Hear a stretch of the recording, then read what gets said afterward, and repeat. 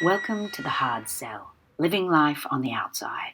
I'm Caroline Craig, the host of this three-part series on life after prison for people with a history of injecting drug use. This series draws attention to the difficulties of daily life and the challenges people have navigating services and systems when they're newly released from prison. As you'll hear, life isn't necessarily easy on the outside. Over half the prisoner population in Australia have a history of injecting drug use, and they are more likely to return to prison over the course of their life. What follows is an artist's interpretation of people's experiences of those post-release barriers to successful reintegration into community, drawn from the real-life stories of almost 50 men and women who participated in the research that guided this series. Pieces are performed by people with lived experience of these issues. This contains potentially sensitive or distressing material and strong language, so please assess your own capacity to listen. This piece was written by Meera Atkinson and performed by Bindi Andrews. It is called Exhaustion, a poetic monologue. I didn't have big plans for when I got out. I couldn't see the future. I just wanted to take it slow and stay off the ice and being in that domestic violent relationship, my priority was to get him out of my house as quick as I could. I don't want to go back to jail. The day of my release, I had to go to Centrelink and I waited 3 hours, as you do, and at the end of the day I realised I hadn't eaten. So I went to the community health centre, but once I got there, I didn't know what to say. There was just so much swirling around my head. I didn't know what to do. Your heart's racing. It's natural adrenaline. You're on high alert. You're tense. You go from being looked after and 3 meals a day, everything done for you, and then one day you're out and on your own, and it's overwhelming. You have to make just so many decisions, and you don't know how to make them. You think there could have been someone to say, look, before you go, here's some numbers to help you sort out the basics. Because coming out of prison, you have one appointment after another. It gets to you, you know. For people to change, to not go, the same way they used to, they need accommodation and support and money while they get back on their feet. When he wouldn't leave, I slept rough. There were fights at the housing refuge. And it's loud, people snore, they kick you, they walk over you while you're trying to sleep. And so now I avoid the rooming houses because of that drama and drugs. I know I can always say no, but when you're worn out, I can always say no. But when it's in front of you, it's really hard. Sometimes I feel like a failure. Sometimes I even wanted to go back, to be honest. Yeah, I did. I use ice for reasons. Reasons. When I got out, them reasons, they were all still there. You feel like shit because your past is just drugs, crime and jail, that whole cycle. No positives, nothing that makes your self-esteem go up a bit, And sometimes the services don't understand just how much there is for you to manage, how much of a challenge it is to stay clean and turn your life around.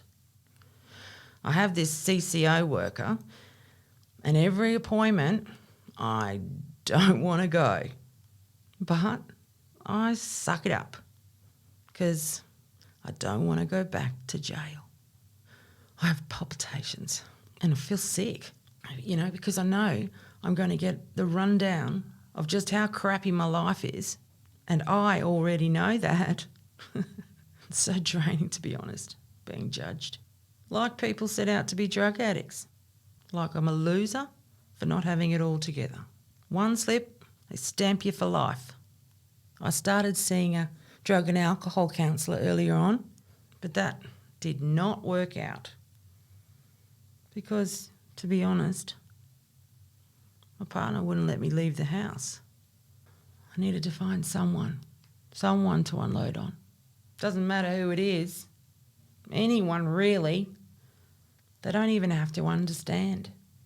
Just someone to listen. That's all. It's really just knowing someone is there. Anyway, I got away, and now I'm living day by day, and I'm staying away from the friends that I used to hang out with, trying to be more confident. And I want to set some goals, get a good routine going, look for work, keep busy, help me stay off the drugs, because I want to get my kid back. I know I need help, but I don't know where to turn. I mean, they do try to help, but there's a different service for everything. A different person that I have to explain myself to and jump through those hoops for every single one. I just wish there was one place, one person that could help you with it all. It's hard to stop beating myself up, but I'm doing my best, trying not to worry about the past too much. I'm trying to look forward, but it's not easy when you feel you could sleep for a whole week. Trying to have hope, but it's tough. Turn things around because I'm just so tired. Yeah, so tired. What we have heard is how exhausting the short-term period after release from prison is as people try to find their feet and build a life away from what sent them inside. The demands on people immediately after incarceration who have a history of drug use can feel endless. When we think about life after prison for people who inject drugs, we must think about all the conditions that services require people to meet in order to gain access to the very supports they need to get through this phase. In fact, we heard from people that these requirements may contribute to exhaustion. And so in this piece, we heard of some strategies that can maintain resilience in the face of this exhausting environment. For example, it is important to recognise that feelings of exhaustion and also feelings of being overwhelmed are both common and valid.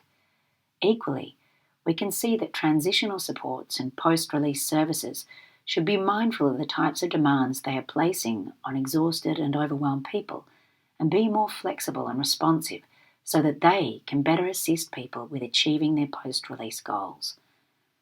Far from seeing the individual as the issue, we need to consider the competing and often urgent difficult decisions that are required of people released from prison as they navigate locating and securing reliable housing, accessing income, and balancing family obligations and adhering to the often lengthy requirements of their corrections orders. Manoeuvring through these post-release hurdles, often with limited supports, and amid a society that may be less forgiving of their criminal history, these everyday decisions can be overwhelming. This series was produced by the Centre for Social Research in Health, University of New South Wales, in partnership with the Burnett Institute and was funded by the National Health and Medical Research Council. University of New South Wales, Sydney is located on the unceded territory of the Bedegal, who are the traditional owners of the lands on which this series was recorded.